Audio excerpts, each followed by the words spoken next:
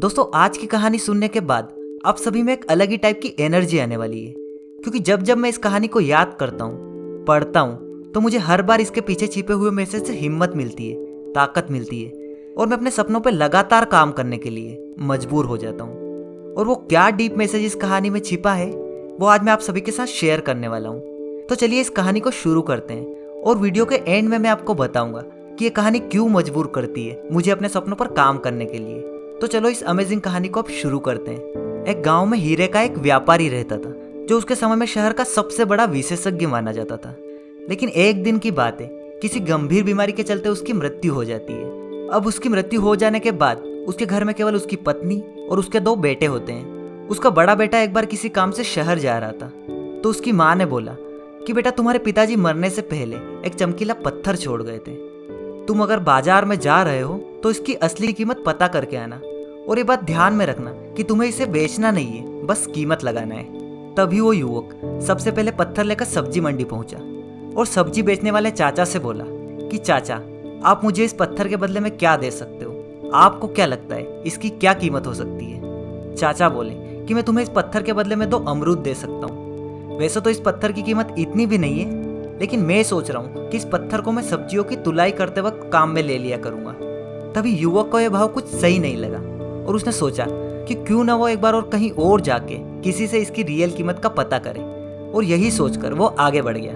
अब कुछ देर बाद उस पत्थर को लेकर एक किराने की दुकान पर जा पहुंचा और उस दुकानदार से उस चमकीले पत्थर का भाव लगाने का बोला। तभी दुकानदार ने उसे हाथ में लिया और घुमा फिरा के देखते हुए बोला, मैं इसके बदले में तुम्हें 1000 रुपये दे सकता हूँ, इससे ज्यादा तो यह कहीं बिक ही नहीं सकता। वो बंदा थोड़ा सोचने के बाद इस दुकानदार द्वारा लगाई गई कीमत से भी असंतुष्ट था।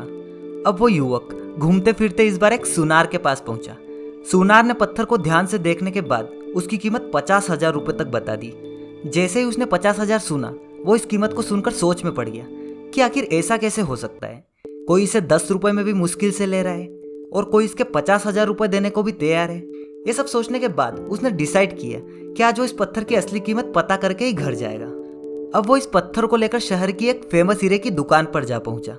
अब जब उसने उस दुकानदार से उसकी कीमत पता की तो वो अचंभे में पड़ गया, क्योंकि इस बार उसने 10 नहीं, 1000 नहीं, 50,000 भी नहीं, उसने उसकी कीमत बताई थी पूरे 1 लाख रुपये। अब वो युवक इस कीमत से एक हद तक संतुष्ट था, क्योंकि उस टाइम उसके लिए और उसकी फैमिली के लिए 1 लाख रुपए बहुत बड़ी बात थी। लेकिन फिर भी कहीं ना कहीं उसके मन में एक हलचल हो रही थी कि यार, इस पत्थर में कुछ तो खास बात है जो इसकी कीमत हर कोई बहुत ज्यादा अलग अलग बता रहा है। और उसने सोचा, मुझे लगता है कि इसकी एक्चुअल कीमत कुछ और ही है, इसलिए वो भी इसे किसी हीरे के विशेषज्ञ के पास ले जाकर ही इसकी कीमत पता करेगा। अब वो आखिरी में जाता है शहर के एक सबसे जाने माने और बड़े विशेषज्ञ के पास। विशेषज्ञ उस पत्थर को बड़े ध्यान से देखता है और आश्चर्य से उस युवक की तरफ देखते हुए बोला कि बेटा, यह तो एक बेशकीमती हीरा है, ऐसा हीरा करोड़ों रुपए में भी मिलना बहुत मुश्किल है। हाँ दोस्तों, आप सही सुन रहे हो, वो एक बहुमूल्य हीरा था जिसकी कीमत का अंदाजा लगाना भी बहुत मुश्किल था। तो दोस्तों, ये तो एक कहानी थी जिसमें एक बहुमूल्य हीरे की कीमत हर तरह का इंसान अपनी वैल्यू के हिसाब से अलग अलग बता रहा था। तो चलो इस कहानी को हम कनेक्ट करते हैं अपनी रियल लाइफ से। इस कहानी की सीख को अगर आपने समझ लिया तो समझो आपका काम हो गया। इस कहानी से हम जो सीख सकते हैं वो ये है कि जिस तरह उस हीरे की सही कीमत उस हीरे के विशेषज्ञ ने ही बताई है, उसी तरह इंसान की, मतलब आपकी, मेरी या आपके आसपास जो भी है, उन सब की असली कीमत जो काम आप कर रहे हैं उस फील्ड का एक्सपर्ट ही बता सकता है।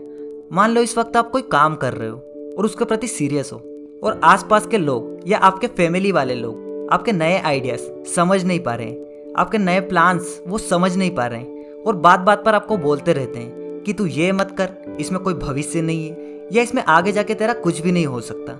लेकिन आपने उस काम को जिसको लेकर आप सीरियस हो, आपके पास पूरा प्लान है, कब करना है, कैसे करना है, इसका आगे जाकर क्या रिजल्ट आ सकता है, वो सब आपको पता है, तो आपको टेंशन लेने की बिल्कुल भी जरूरत नहीं है। आप अपने काम को अपने प्लान के अकॉर्डिंग करते रहो, आप जरूर अपनी फील्ड में सक्सेसफुल होंगे। बस इतना याद रखो कि आपकी कीमत ये आसपास के लोग नहीं लगा सकते, क्योंकि आप अमूल्य हो। आप सभी को मेरी तरफ से wish you all the very best. किसी और का मुझे नहीं पता, लेकिन मुझे आपके सपनों पर पूरा विश्वास है और एक दिन आप उन्हें रियलिटी में जरूर बदलोगे।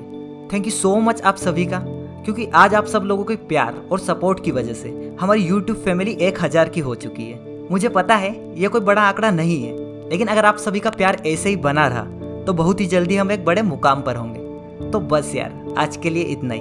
वीडियो अगर पसंद आया हो तो इसे लाइक ज़रूर करें और शेयर कीजिए अपने फ्रेंड्स और फैमिली के साथ जिन्हें आप अपने साथ आगे बढ़ते हुए देखना चाहते हो।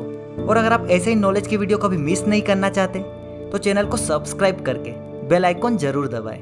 मिलते हैं अगले वीडियो के साथ। तब तक के लिए जय हिंद, जय भारत। ध्यान रखिएगा अपना।